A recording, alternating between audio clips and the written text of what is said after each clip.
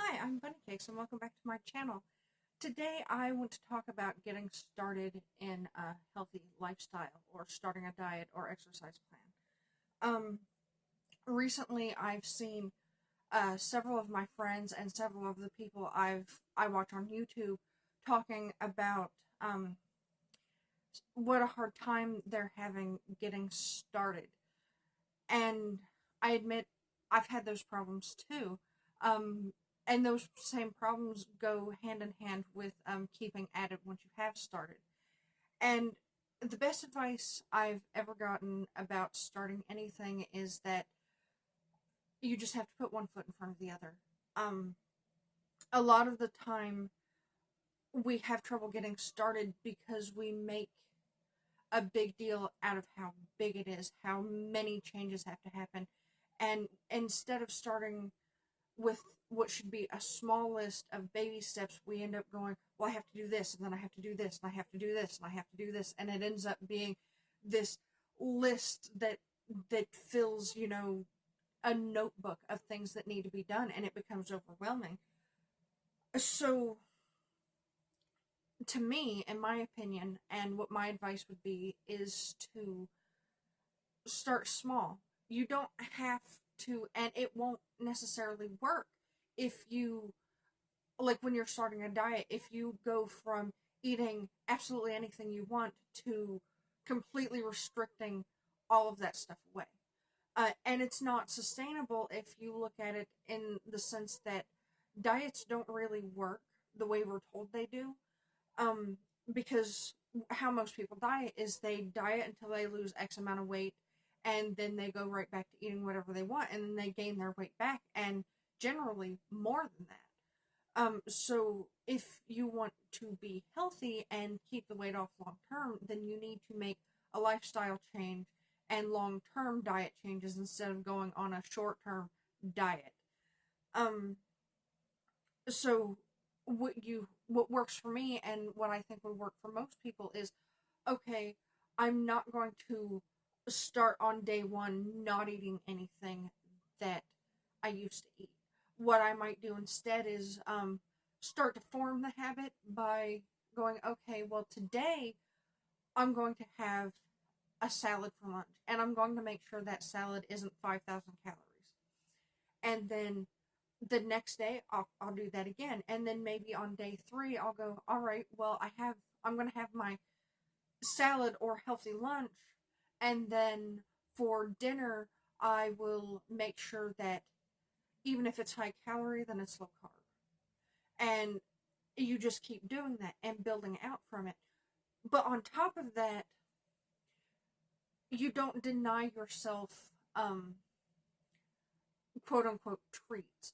Like, if I have a craving for something sweet, then I'll go ahead and have a little something sweet.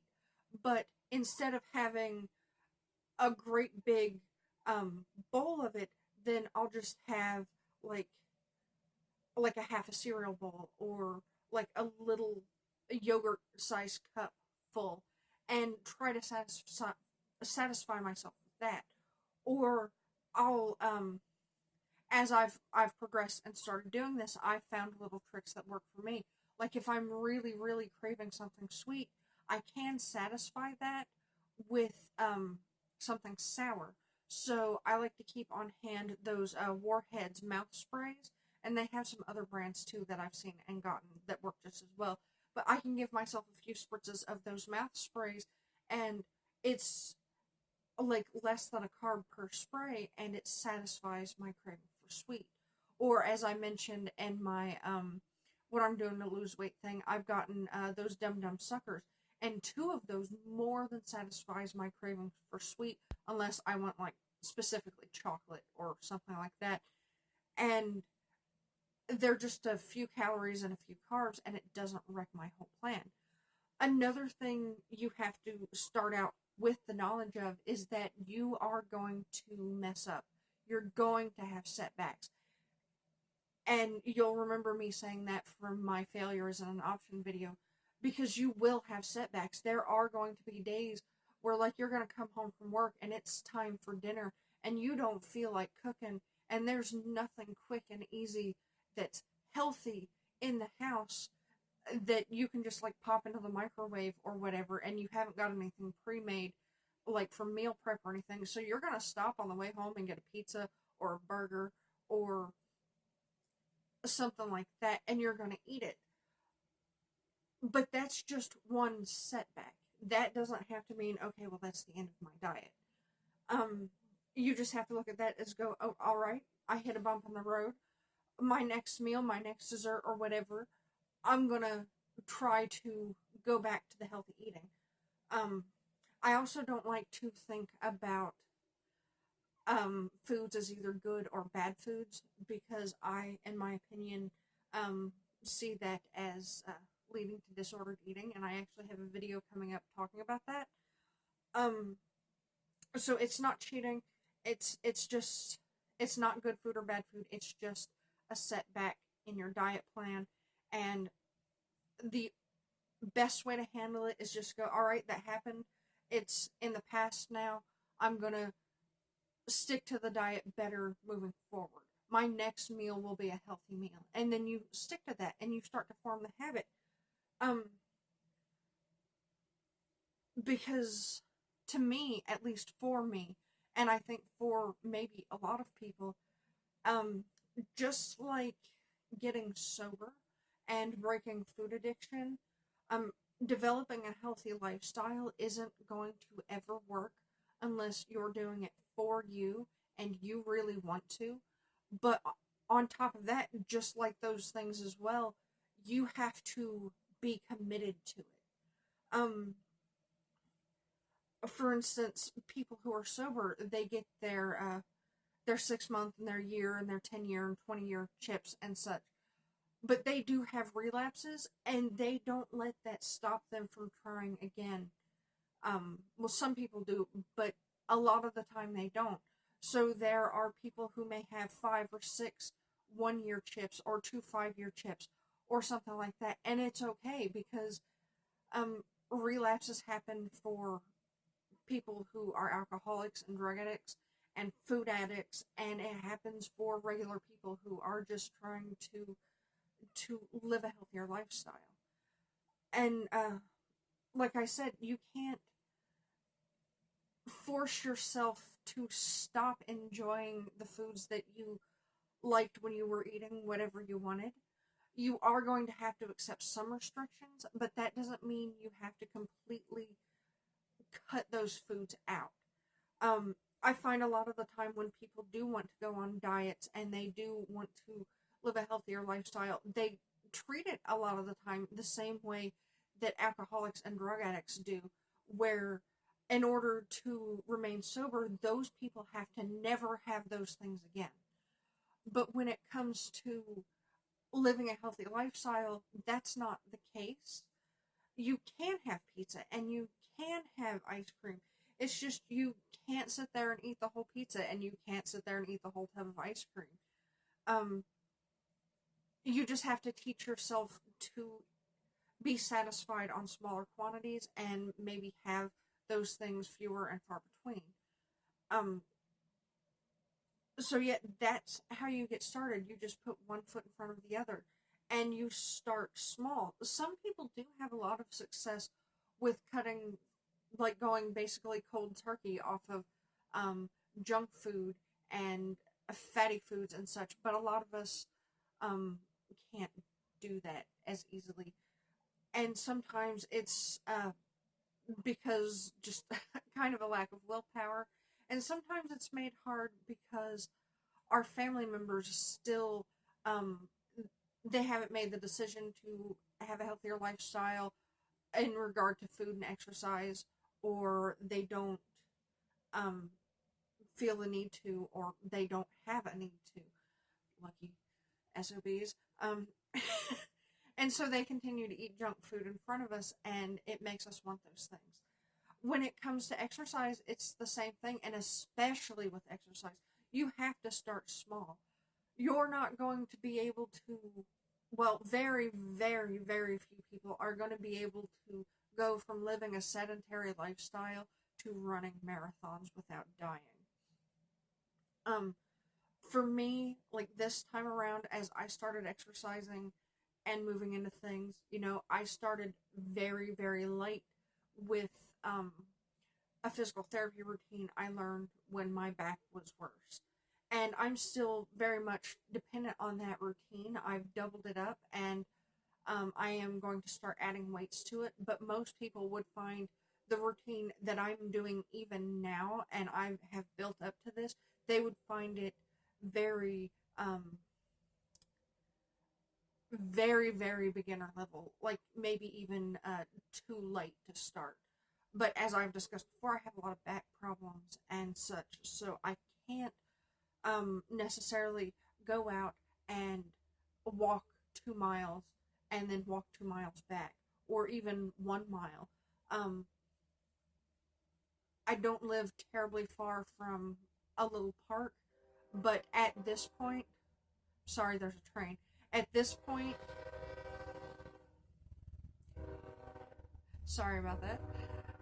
At this point in my weight loss journey and in my exercise journey, I don't feel that it would be wise or possible for me to walk to that park and back without being terribly sore and possibly injuring my back in a way that would set me all the way back to the beginning. In a few weeks, maybe before my surgery, I might be able to do that.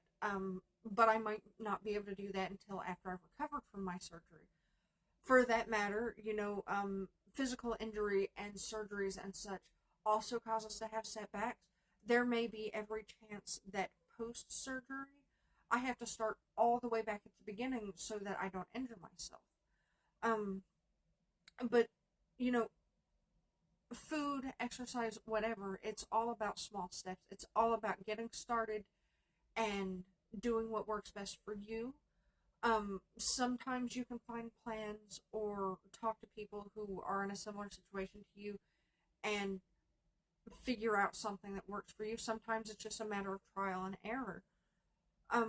But it is all about what works for you, and starting small and developing habits, because especially with exercise, you need to have the habit or you're going to find excuses not to do it. Another thing that helps with exercise is find exercise that you want to do. For some people, that might be taking walks or jogs on nature trails or through a city or in a park. For some people, it might be skating or rollerblading or bike riding. It might be Zumba or yoga or jazzercise or buns of steel. I personally think once I learn how to do it again, hula hooping will be very fun for me, and it'll be something that I want to do. Until then, I'm doing things that aren't necessarily as fun for me, and I find that I will make excuses to not find time to do it. Um, but I do it most of the time. I've taken a couple of days off because I thought I was getting sick. I'm not quite sure what was going on, but I had some really rough days, and I just didn't feel like doing anything. I was forcing like myself to record one video a day. Even like recording a video was more energy than I felt like I had. Um, but yeah, for exercise, find something you want to do.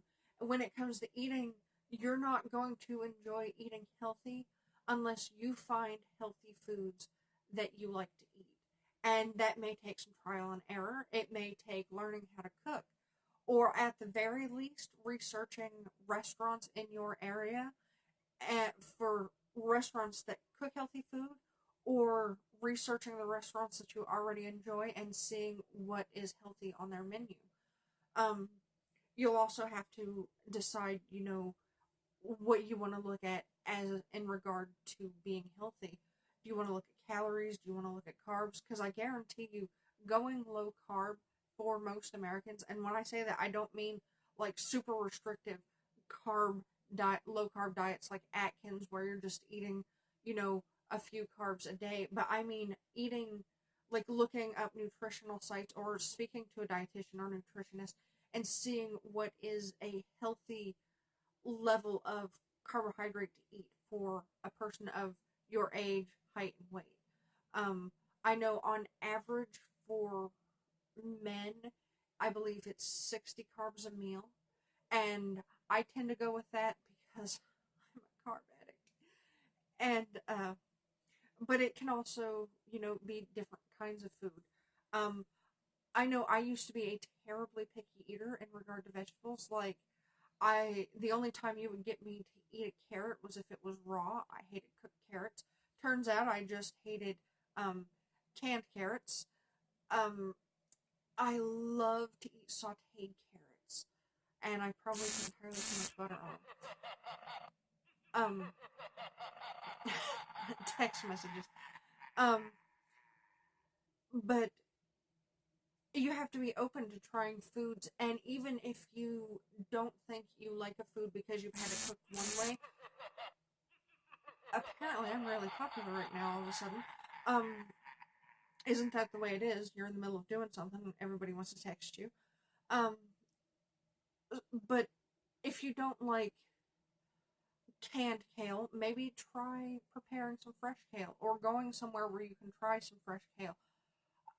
That was another vegetable that I hated because it turns out I absolutely despise canned greens. They're slimy and they smell weird, and it's just all kinds of weird. But if I can eat raw spinach, especially baby spinach, I use that instead of lettuce because there's more vitamins and nutrition in it than just like your regular iceberg lettuce, and it tastes better to me. But like fresh cooked kale, like boiled in some water with just a tiny bit of butter and salt, oh, I could eat my weight in that. In fact, I nearly did just the other day. And like there were almost no calories in it. And I was full for like 7 hours.